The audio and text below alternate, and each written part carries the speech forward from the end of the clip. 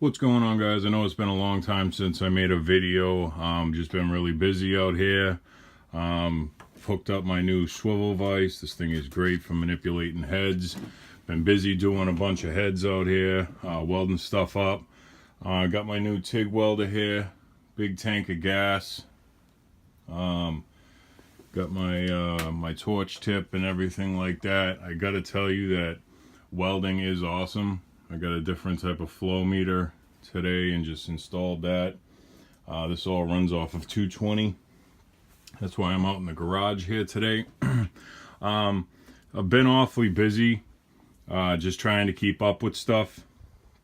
That just leaves me, the reason I'm doing this is I got a package in the mail today.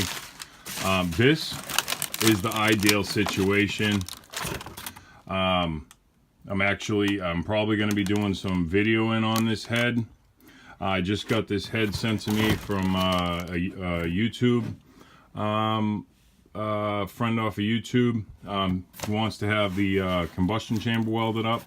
I'm going to be doing a special on that through the end of the year. You send me a head, preferably new, $50. I'll weld up the combustion chamber. I'm not going to shape it or mill it, but I'll lay down the weld in there for that.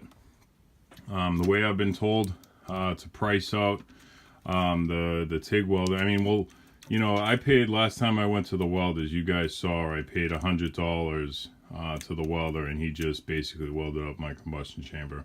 So I'll be doing them for $50. You know, the gas has some cost to it, the rods have some cost to it, and obviously the time it takes to weld them up. Clean the oxidation off of them first. But I've definitely found out, I've been doing about 3 or 4 heads now, just in the last few days, and getting them where they've been run and oily and stuff like that, it's definitely a lot harder to weld up on them than, say, like some clean aluminum. And this is just something I've found out personally from doing the aluminum welding myself. So, you know, if I can get them brand new like this is going to save me a lot of time and a lot of effort, and I'll be able to do more for you and do better work if it is clean like this. But I haven't put out a video in a long time, guys. I don't know if you've seen it before, but this is my garage. We have basically everything we need. We have an air compressor, grinder, the welding stuff. We got, you know, compression testers and a couple of timing lights. You know, air protection, vice grips, stuff like that, belts, helmets, spark checkers, temperature checkers, brushes, picks, you know, everything I could possibly need out here. Chop saw, wheels, some helmets, vacuum, generator, bunch of tools here, There's a lot of stuff in here. It snowed already 4 times up here in Boston. So a lot of stuff got crammed in here, like all the dirt bikes and everything, and the mini bikes in here, all the, you know, the leaf blowers and everything, parts to other go-karts are in here. Oh, that brings me to another point. I was doing actually I have it right here. I was doing an ignition, okay, on a guy's cart that lives in the neighborhood. Now, I got these off of Amazon, okay. Now, this ignition coil, let me think. Okay, there's 2 different ignition coils. One came in this box, and this one came basically in some bubble wrap. Now, by the looks of it, this one looked more like the original Honda coil. This was the first one I bought. I always, especially if you're doing racing, always go with an original Honda coil, true original Honda parts number coil in the Honda packaging. They're always just going to have a much better spark. You're not going to be dealing with problems like I'm about to explain to you now. So the guy was trying to just get his cart running again. Lives in my neighborhood, so I figured I'd take a look at it for him. Went in, it's got a 270 on it, which uses the same coils as a 390. So Ordered a coil. He wanted to do it. You know, I told him a couple prices of Honda coils, and he was saying, you know, just find the cheapest coil I could. I think I paid $9 or $11 for this, and I think it came with a spark plug. But so this one here, the reason I wanted to tell you this is I have a spark checker. So I put this one on and was pull starting his engine, and this coil gave like the most faint spark.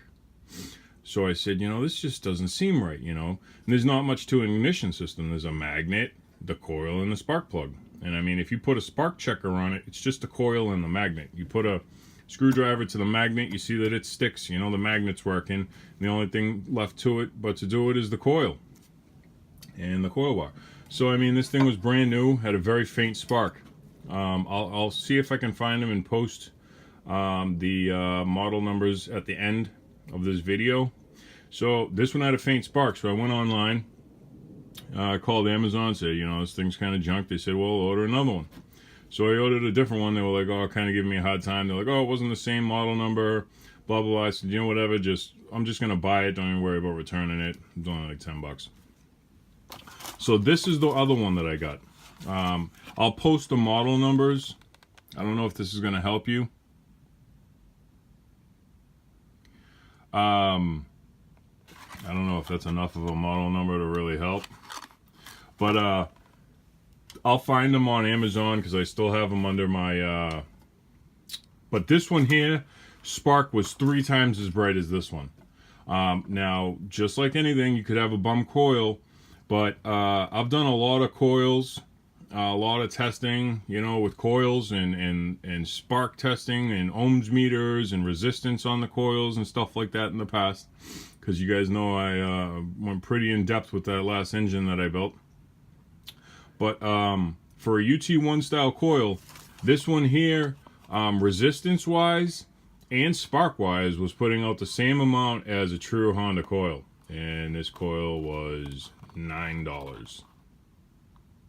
So I'll post those on the link now, or not a link, but I'll screenshot them and post them on the end of this video. Just wanted to tell you guys I've been busy, and if you do send in a head, or if you need a head done, try to, you know, the $30-40 on Amazon. So just send me a new head. You know, this junky stuff, it's like, you know, for the money, for the time it takes me to burn through all that garbage, I would rather just be welding on a nice clean head, and you're gonna get a better product in the end. So and yeah, so new heads and the ignition coil, I'll post those now. You guys have a happy Thanksgiving, and talk to you soon. Hope that helps. Paul from Paul's Cots. I'm Paul. Thanks for watching.